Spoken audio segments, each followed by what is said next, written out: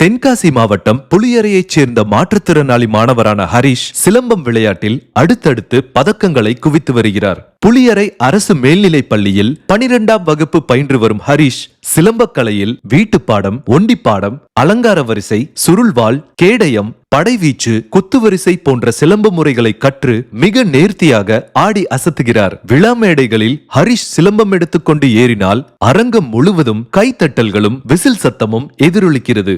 அனைவருக்கும் வணக்கம். என் பேர் ஹரிஷ். நான் புளியரையிலேருந்து வரேன். நான் அரசு மேல்நிலைப் பள்ளியில் படிச்சுட்டு இருக்கிறேன். நான் ஒரு வருஷமாக சிலம்பம் கற்றுக்கிட்டு இருக்கிறேன்.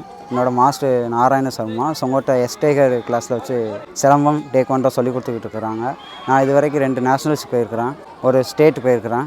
நேஷ்னல்ஸில் இப்போது இடையில நடந்த பஞ்சாபில் நடந்த பேரா டேக்வாண்டோவில் சில்வர் மெடல் அடிச்சிருக்கிறேன். அடுத்து நான் டேக்வாண்டோவில் வேர்ல்டு சாம்பியன்ஷிப் நடக்குது, அங்கே செலக்ட் ஆகியிருக்கேன். ஒன்றும் டேட் ஒன்றும் அறிவிக்கலை. எனக்கு சிலம்பத்தில் வீடு பாடம், சுருள்வாள், படைவீச்சு, கம்பு குத்து இதெல்லாம் தெரியும். பல்வேறு சவால்களையும் தடைகளையும் தாண்டி நமது பாரம்பரிய விளையாட்டான சிலம்பத்தில் சாதித்து வரும் ஹரிஷ் இன்னும் சிகரத்தை தொடட்டும். நாமும் வாழ்த்துவோம். தென்காசி லைஃபுக்காக ஜஸ்டின் துரை.